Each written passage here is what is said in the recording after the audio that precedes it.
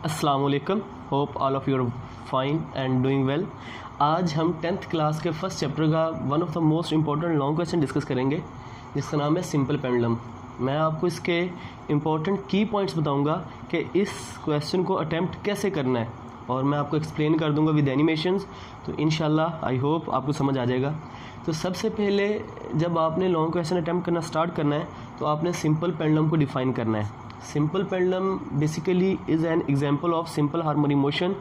तो simple pendulum जो होता है वो एक छोटी सी लोहे की बनी एक गोली पर मुश्तमिल होता है, और उस गोली को एक इनएक्सटेंसिबल मतलब जिसमें लचक नहीं होती उस वायर के साथ कनेक्ट किया जाता है, और जो वायर का दूसरा हिस्सा होता है उसको एक फिक्स सपोर्ट के साथ अटैच कर दिया जाता है। जिस तरह ये डेफिनेशन आपके सामने लिखी हुई आ रही है, तो ये सिंपल पेंडुलम की डेफिनेशन है। अब सिंपल पेंडुलम में फ़र्स्ट ऑफ ऑल करना क्या है, तो सबसे पहले आपने सिंपल पेंडुलम की डेफिनेशन लिखनी है कि आप कह सकते हैं कि simple pendulum consist of a small Bob and it is attached with the inextensible string and the second end of the inextensible string is attached with the fixed support। ये डेफिनेशन करने के बाद आप उसकी डायग्राम बनाएंगे। Diagram के अंदर आप उसकी जो डायग्राम है वो लेबल करेंगे। लेबलिंग से क्या मुराद है, आप बताएंगे कि ये वाला पॉइंट मीन पॉइंट है और ये वाले पॉइंट्स एक्सट्रीम पॉइंट्स हैं, जिनको मीन पोजीशन और एक्सट्रीम पोजीशन भी कहते हैं। मीन पोजीशन पर आपका जो वेट है वो वर्टिकली डाउनवर्ड एक्ट कर रहा होगा, और उसकी जो रिएक्शनल फोर्स है, जो टेंशन है, वो स्ट्रिंग के अंदर वर्टिकली अपवर्ड एक्ट कर रही होगी, क्योंकि दोनों फोर्सेस इक्वल इन मैग्नीट्यूड है बट ऑपोजिट इन डायरेक्शन है। इसलिए मेन पॉइंट पर आपके पास जो बॉब होगी वो इक्विलिब्रियम में होगी। अब जैसे ही उस बॉब को डिस्प्लेस करेंगे from its mean position, then due to inertia it began to oscillate about its mean position। if there is no friction तो उसका एम्पलीट्यूड कभी भी चेंज नहीं होगा, वो कंटिन्यूसली ओसिलेट करता रहेगा। ऐसा पेंडुलम आइडियल पेंडुलम कहलाता है और यूनिवर्स के अंदर एग्जिस्ट नहीं करता है। आइडियल केसेस में लेते हैं। तो सबसे पहले आपने डेफिनेशन लिख दी, फिर आपने उसे डायग्राम बना दी, फिर आपने उसकी डायग्राम को क्या कर दिया, लेबल। अब जब आपने उसके अंदर जो एक्सप्लेनेशन करनी है, सारा का सारा क्वेश्चन थ्योरेटिकल है मैटर के पॉइंट ऑफ व्यू से, तो अब उसको एक्सप्लेन करने के लिए जो आपको पिन पॉइंट याद रखने हैं वो आप ये ज़रा तवज्जो फरमाइएगा। सबसे पहले तो आपने मीन और एक्सट्रीम पोजीशन के बारे में बता देना है जब आपने डायग्राम बना ली, ठीक है। फिर आपने एक्सेलरेशन के बारे में बताना है। हम जानते हैं जब हमने बॉडी को मेन पॉइंट से डिस्प्लेस किया, जब हम उसको डिस्प्लेस करेंगे तो हमने उस पर फोर्स लगाई, और जब भी किसी ऑब्जेक्ट पर फोर्स लगाई जाती है तो उसमें एक्सेलरेशन पैदा होता है, और वो जो एक्सेलरेशन पैदा हुआ है उस एक्सेलरेशन की वजह से फिर बॉडी अपने मेन पॉइंट गिर्द क्या करना शुरू कर देगी, oscillate, and it is always towards the mean position. Acceleration हमेशा किस तरफ होता है, मेन पोजीशन की तरफ। एक्सेलरेशन और रिस्टोरिंग फोर्स की डायरेक्शन सेम होती है, ये बात याद रखिएगा। ये आपको डेफिनेशन में बाद मिलेगी और इसको मैं लेटर ऑन एक्सप्लेन करता हूँ। इसके बाद जब आप एक्सेलरेशन को डिस्कस कर लेंगे, उसके बाद आप इसकी मिनिमम डिस्प्लेसमेंट और मैक्सिमम डिस्प्लेसमेंट की बात करेंगे। जब ऑब्जेक्ट मेन पॉइंट पर होगा तो हमने जो रेफरेंस पॉइंट लिया हुआ है वो मेन पॉइंट लिया हुआ है, तो मेन पॉइंट पर ही ऑब्जेक्ट होगा तो हमारे पास डिस्प्लेसमेंट ज़ीरो होगा। तो आप कहेंगे मेन पॉइंट पर मेन पोजीशन पर डिस्प्लेसमेंट ज़ीरो है, और जहाँ तक वो मैक्सिमम फासले तक जा रहा है वो उसकी एक्सट्रीम पोजीशन है, और एक्सट्रीम पोजीशन पर उसका डिस्प्लेसमेंट क्या होगा, मैक्सिमम। तो आप मेन पॉइंट पर और एक्सट्रीम पॉइंट पर डिस्प्लेसमेंट को प्रोमिनेंट कर देंगे कि मेन पॉइंट पर डिस्प्लेसमेंट मिनिमम है और एक्सट्रीम पॉइंट पर डिस्प्लेसमेंट मैक्सिमम है। उसके बाद आप बात करेंगे वेलोसिटीज़ की। अब जो आपके पास वेलोसिटी होगी वो मिनिमम कब होती है और मैक्सिमम कब होती है। आपने अक्सर देखा है जब आप बच्चे को झूला देते हैं, that is also vibratory motion. तो हम अक्सर देखते हैं कि जब बॉडी एक्सट्रीम पॉइंट पर जाती है तो एक लम्हे के लिए रुकती है, और due to inertia and restoring force it begins to oscillate move back towards the mean point. अब जब वो मेन से एक्सट्रीम पर गई तो वहाँ पर एक लम्हे के लिए जाकर रुकी, तो मतलब जो एक्सट्रीम पॉइंट है वहाँ पर उसकी वेलोसिटी क्या होती है, मिनिमम। लेकिन जैसे ही वो मेन पॉइंट पर आती है तो वहाँ पर आकर उसकी वेलोसिटी ज़्यादा हो जाती है। तो इसका मतलब है कि मेन पॉइंट पर उसकी वेलोसिटी क्या हो जाती है, maximum. In other simple words अगर आप बात याद रखना चाहें तो आप ये याद रख सकते हैं कि जहाँ पर डिस्प्लेसमेंट मैक्सिमम होता है वहाँ पर वेलोसिटी मिनिमम होती है, और जहाँ पर वेलोसिटी मैक्सिमम होती है वहाँ पर डिस्प्लेसमेंट मिनिमम होता है।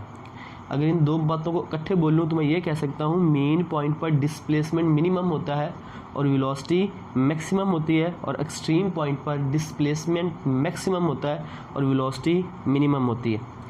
अब जब बॉडी मीन से एक्सट्रीम के दरमियान ओसिलेट कर रही है तो वो law of conservation of energy को फॉलो कर रही है। तो आपने जो चौथा पिन पॉइंट पकड़ना है वो आपने पकड़ना है एनर्जी के बारे में, कि law of conservation of energy को फॉलो करता है। हम मेजर मैकेनिकल एनर्जी की दो ही टाइप डिस्कस करते हैं, काइनेटिक एनर्जी और पोटेंशियल एनर्जी।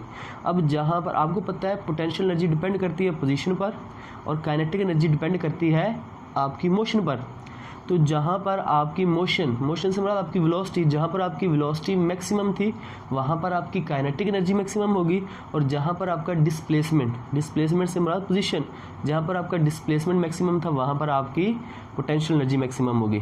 तो एक्सट्रीम पॉइंट पर आपके पास डिस्प्लेसमेंट मैक्सिमम था, तो इसका मतलब है एक्सट्रीम पॉइंट पर जो आपके पास एनर्जी होगी वो पोटेंशियल एनर्जी की फॉर्म में होगी, जिस तरह ये मैंने आपको एनिमेशन में दिखाया है। और मेन पॉइंट पर क्योंकि वेलोसिटी मैक्सिमम है इसलिए आपकी वहाँ पर काइनेटिक एनर्जी क्या होगी, मैक्सिमम।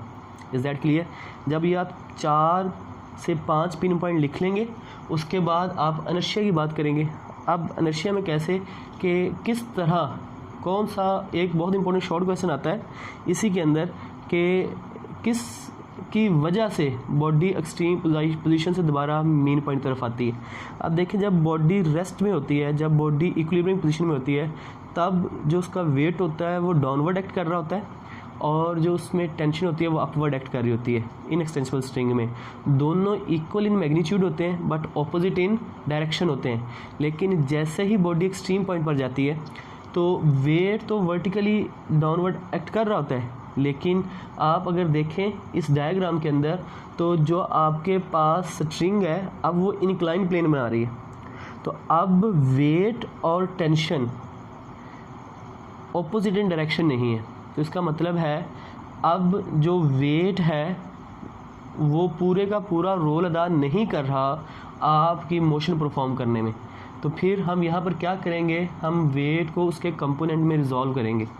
जब हम x कंपोनेंट निकालते हैं और y कंपोनेंट निकालते हैं तो x component in opposite direction of tension आता है। मतलब आपके जो वेट का x कंपोनेंट होता है वो आपकी स्ट्रिंग में मौजूद जो टेंशन होती है उसको कंट्रोल कर रहा होता है, और जो mg sin थीटा आता है जो कि y कंपोनेंट है वेट का, उसकी वजह से ऑब्जेक्ट वापस जाता है किसकी तरफ, आपके मेन पॉइंट की तरफ। तो रिस्टोरिंग फोर्स का जो y कंपोनेंट होता है, वेट का जो y कंपोनेंट होता है, वो वजह बनता है आपके ऑब्जेक्ट को वापस मेन पॉइंट की तरफ लेके जाने के लिए। तो ये बहुत इंपॉर्टेंट शॉर्ट क्वेश्चन भी है, इसको आप एट दी एंड डिस्कस भी कर सकते हैं।